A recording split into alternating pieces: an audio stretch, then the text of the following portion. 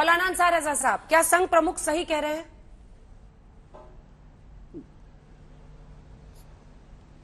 असल में अंजना जी बात यह है कि दो चीजें समझ में नहीं आ रही हैं। मोहन भागवत साहब ने जो कहा है वो दो जगह टकरा रहा है। एक तो वो एक बात कहते हैं हमेशा जब भी भाषा बोलते हैं वो कि सारे लोग सनातनी हैं।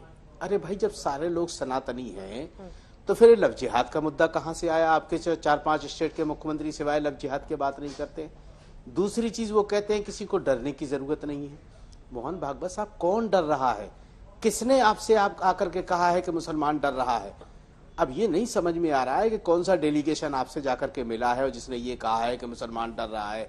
या तो जिस मस्जिदों में आप जा रहे हैं उन्होंने आपके कान में कहा है कि मुसलमान डरा हुआ है, और अगर उन्होंने नहीं कहा है तो फिर आप डराना चाह रहे हैं। आखिर क्या वजह है? क्यों बार बार इन मुद्दों को लाया जाता है? अरे सुकून से मुल्क चल रहा है, चलने दीजिए। क्या जरूरत है इस तरह के बयानों की? देश में इतने मुद्दे हैं, उस पर तो आज तक भागवत साहब ने कभी कोई बयान नहीं दिया। लिंचिंग हो रही है मुसलमानों की, जब सब सनातनी है तो एक भाई दूसरे भाई की लिंचिंग क्यों कर रहा है? जब सब एक ही धर्म के मानने वाले हैं तो मुसलमानों का कत्लेआम क्यों हो रहा है?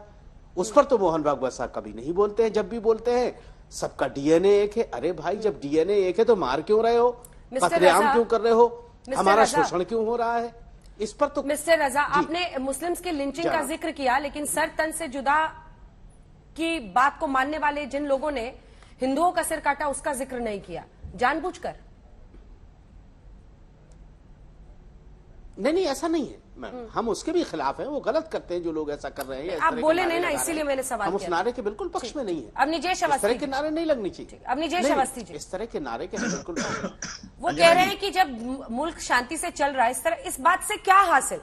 जो उन्होंने अभी समझाया है कि सिर्फ एक धर्म है, सनातन धर्म है, कोई अपने आप को सुप्रीम ना समझे, इससे क्या हासिल और इसकी जरूरत क्यों है?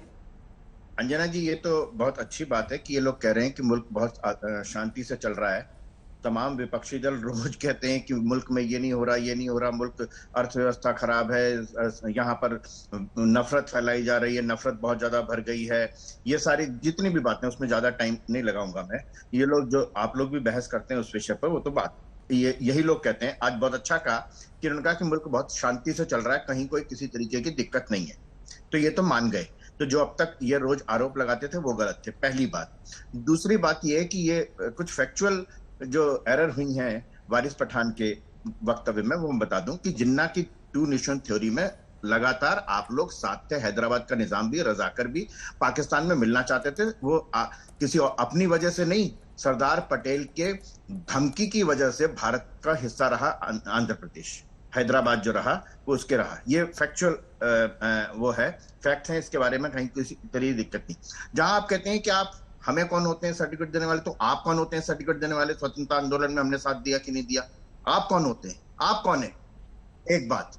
दूसरी बात, आपको स्वाधीनता आंदोलन जो है ना, वो सिर्फ 1947 वाला दिखाई देता है। हमारी गुलामी जो है 1000 वर्षों की है। छत्रपति शिवाजी ने जिस तरीके से उस औरंगजेब की नाकों चने चबा दिए थे, वीर बंदा बहादुर ने जिस तरीके से कहे थे, दशमेश गुरु गोविंद सिंह जी ने जो किया था, गुरु तेग बहादुर जी ने जो किया था, वो सब हमारी स्वतंत्रता का ही हिस्सा था। और वो वही है, वो वही विचार है जिस विचार को लेकर के, उसी सनातन विचार को लेकर के, स्वाधीनता के विचार को लेकर के राष्ट्रीय स्वयंसेवक संघ चलता है। इसलिए आपको तो बहुत सीमित अर्थों में, राजनीतिक कारणों से वो बहुत सीमित दिखाई देता है। लेकिन जब राष्ट्रीय स्वयंसेवक संघ के विचार को पढ़ेंगे तो राष्ट्रीय स्वयंसेवक संघ भारत के उस 10,000 वर्षों से ज्यादा के सांस्कृतिक इतिहास को अपना आदर्श मानता है, अपनी विरासत मानता है, जिसमें किसी एक कालखंड को लेकर के आपको स्वाधीनता की बात नहीं है। और जहां तक सुप्रीमेसी की बात है, वो आपके वक्तव्यों से आती है। जहां तक अंसार रजा ने कहा डर, वो हामिद अंसारी जी को पहले समझा दीजिएगा। बाकी जो तमाम लोग कहते हैं कि यहाँ पर बहुत डरा हुआ है मुसलमान, जिस दिन उनको समझाएंगे अंसार रजा, उस दिन मैं मान जाऊंगा कि हाँ वाकई ये बात। ठीक है, पाटिल साहब, दुबे साहब, मैं आ रही हूँ। ठीक है, अब निजेश जी, आपको क्या लगता है? मौलाना सोहेब काजमी साहब, क्या संघ प्रमुख ने जो कहा है, क्या हिंदुस्तान में ये बात रेलेवेंट है, यानी सही है कि आप ये कहें कि मुसलमान यहाँ पर अपने आप को सुप्रीम ना समझे? क्या ऐसा भाव है? देखिए, संघ प्रमुख ने जो बात कही है वो नई बात नहीं कही। जब भी कोई ऐसा विषय आता है, चाहे वो विज्ञान भवन की बड़ी सभा हो या छोटे बड़े सम्मेलन हो, जब भी मुस्लिम इशू आता है वो हमेशा एक बात कहते हैं कि हम सब एक हैं और हम सब 135 करोड़ आगे बढ़ने चाहिए, आपसी भेदभाव खत्म होने चाहिए, और जो दूरियां बनाई गई हैं 70 सालों के अंदर वोट लेने के लिए, इन्हें खत्म करके हमें एक हिंदुस्तान के शहरी बन के आगे बढ़ना चाहिए। अपने अपने मजाहिब हमारे हैं, उनकी इबादत के तरीके हैं, लोग अपनी इबादत करें, एक दूसरे का एहतराम करें। उस बात को ही उन्होंने आज फिर कहा है कि देश का मुसलमान डर महसूस न करे, क्योंकि जिस तरीके से हमारे मुस्लिम रहनुमा राहुल गांधी की रैली फ्लॉप होने के बाद उनकी यात्रा में जो मुसलमान नहीं आया, कन्याकुमारी से लेकर यहां तक मुसलमान गायब दिखाई दिया, तो ये समझ चुके हैं कि 8 साल नरेंद्र भाई मोदी के शासन के अंदर जो काम सबके लिए हुए हैं और विदेशों से जो भारत के ताल्लुकात बढ़े हैं, खासतौर से अरब देशों के अंदर जो सम्मान बढ़ा है भारत का, उससे मुतासिर होकर देश का मुसलमान नरेंद्र भाई मोदी के करीब आ रहा है और संघ के ताल्लुक से उसकी विचारधारा बदली है।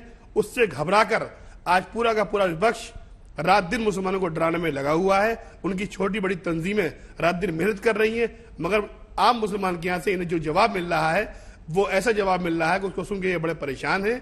इसीलिए चाहे वो असदुद्दीन ओवैसी हो, जो कि सरदार पटेल के डंडे के जरिए रुके हुए यहाँ पर हैं, ये बार बार झूठ बोलते हैं कि हम बाई चॉइस भारतीय हैं। चॉइस इनकी पाकिस्तान थी, चॉइस इनकी पैसा था। सरदार पटेल ने डंडे के जरिए इनको रोका है यहाँ पर। और इस तरीके के लोग जो रात दिन अपने चोले बदलते हैं, वो देश के मुसलमानों को बहका रहे हैं, मगर देश का मुसलमान अब बहकावे में आने वाला नहीं है।